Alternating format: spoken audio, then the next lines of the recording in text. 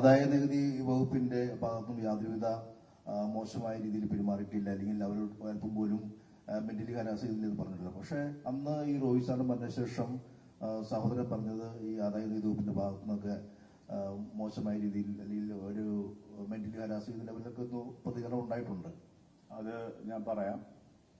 ഈ സഹോദരനല്ലല്ലോ കൂടെ നടക്കുന്നത്, ഈ സഹോദരനല്ല കൂടെയുള്ളത്.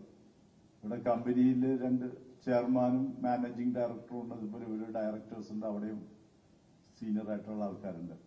അവർക്ക് കമ്പനിയുടെ കാര്യങ്ങളൊന്നും അറിയില്ല. അദ്ദേഹം അന്ന് മീഡിയയിൽ അവന് പറഞ്ഞു, ഞാൻ അപ്പൊ തന്നെ വാൺ ചെയ്തു അദ്ദേഹത്തോട്. വാൺ ചെയ്യുന്ന സെൻസ് ഞാൻ അഡ്വൈസിങ് ഇങ്ങനെയുള്ള കാര്യങ്ങൾ നമ്മൾ പറയരുത്, അത് ശരിയല്ല.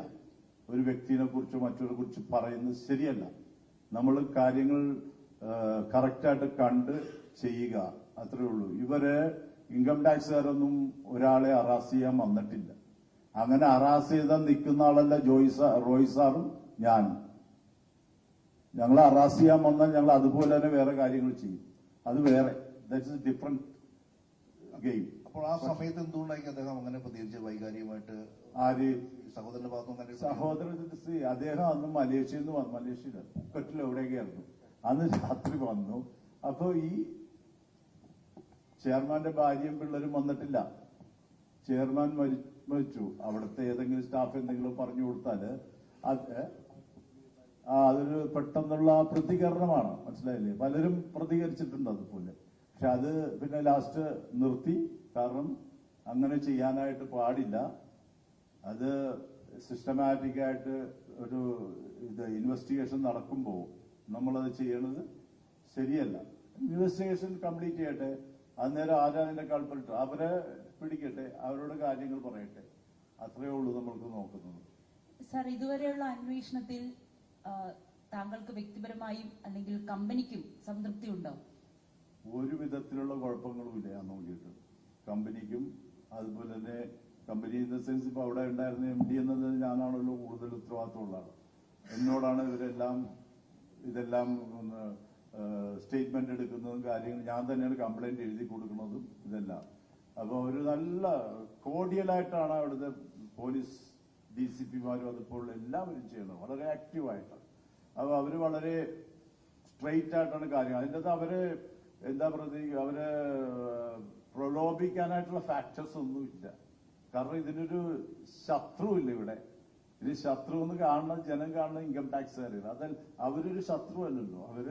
അവരുടെ ഗവൺമെന്റിന്റെ ഉദ്ദേശം നമ്മുടെ ഗവൺമെന്റിന്റെ നിയമങ്ങൾ നടപ്പാക്കി അവിടെ നല്ല രീതിയിൽ ഒരു വിധത്തില് എനിക്കിവിടെ ഞാൻ പറഞ്ഞിരുന്നു 5 ദിവസം ഉണ്ടായിരുന്നിട്ട് ഒരു വിധത്തിലുള്ള ഒരു ഡിസ്റ്റർബൻസ് ഉണ്ടാക്കിയില്ലെന്നുള്ള സത്യം.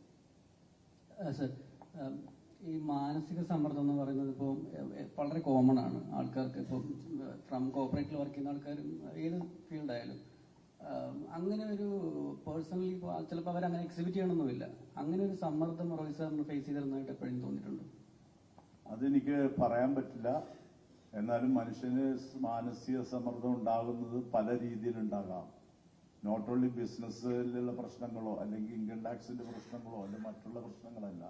ജനറ്റിക് ആയിട്ടുണ്ടാകാം, ബയോളജിക്കലായിട്ടുണ്ടാകാം, തൈറോയിഡിന്റെ പ്രവർത്തനങ്ങൾ ഉണ്ടാകാം, കെമിക്കൽസ് ചേഞ്ചസിലൊക്കെയാണ് ഈ ഇതുപോലുള്ള ഈ നിങ്ങൾ പറഞ്ഞ മാനസിക സമ്മർദ്ദം ഒക്കെ വരിക. അല്ലാതെ പിന്നെ ഒരാളും അദ്ദേഹത്തെ ത്രട്ടൺ ചെയ്യാൻ ഇല്ല. Nothing doing. അവിടെ ഒരാളും അദ്ദേഹത്തെ ത്രട്ടൺ ചെയ്യാനോ അതിനോ ഒരാളും ഇല്ല. അതിനുള്ള ഒരു എന്താ പറയുക, അതിനുള്ള ഒരു സാധ്യതയില്ല, ഒന്നുമില്ല. ഒരു കാര്യം കൂടെ, ഇതിപ്പോ ഒരു ഇമോഷണൽ ടോൾ ഉണ്ടാവുമല്ലോ. നിങ്ങൾ ഇപ്പോൾ പേഴ്സണലി സാറാണെങ്കിലും ഫാമിലി ആണെങ്കിലും കമ്പനിക്ക് ലീഡറിനെ നഷ്ടപ്പെട്ടിരിക്കുന്നു, ഫാമിലിക്ക് they have lost father and husband. അവരെ how are you dealing with that? തീർച്ചയായിട്ടും അത് നാച്ചുറൽ ആണല്ലോ. ഞാൻ തന്നെ പല പ്രാവശ്യം ബ്രേക്ക് ഡൗൺ ആയിപ്പോയി. ഞാൻ തന്നെ വളരെയധികം ദുഃഖിച്ച് എനിക്ക് നടക്കാൻ പറ്റാത്ത അവസ്ഥ വന്നു. ഞാൻ ഹോസ്പിറ്റലിൽ ഡെഡ് ബോഡി ആയിട്ട് പോയ ഹോസ്പിറ്റലിൽ തന്നെ എന്നെ അഡ്മിറ്റ് ചെയ്തു. പ്രഷറും ഷുഗറൊക്കെ കൂടി എന്നെ അഡ്മിറ്റ് ചെയ്ത് പിന്നെ 2-3 മണിക്കൂർ അവര് ഇതെല്ലാം ഒരു ഫസ്റ്റ് എയ്ഡ് ഒക്കെ തന്നിട്ടാണ് എന്നെ വിട്ടത്. അപ്പോ നാച്ചുറലായിട്ട് നമ്മൾ ഹ്യൂമൻ ബീയിങ് ആണെങ്കിൽ നമ്മൾക്ക് നമ്മുടെ ഏറ്റവും അടുത്ത ആൾക്കാർ, അടുത്ത സുഹൃത്തുക്കള്, അടുത്ത അതുപോലെ കോ വർക്കേഴ്സ് ഇവരെല്ലാം പോകുമ്പോൾ നമ്മൾക്ക് നാച്ചുറലായിട്ട് ഉണ്ടാവും. അത് നമ്മൾ അന്നേരം കൈകാര്യം ചെയ്യുക. അദ്ദേഹത്തിന്റെ മരണം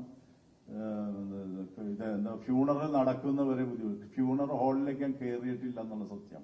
കാരണം അതിലേക്ക് കയറിയാൽ നമ്മൾ ഇമോഷണൽ ആയി പോകും. അതുകൊണ്ട് പുറത്ത് തന്നെ നിൽക്കുന്ന ഒരവസ്ഥയായിരുന്നു. സർ, അദ്ദേഹത്തിന്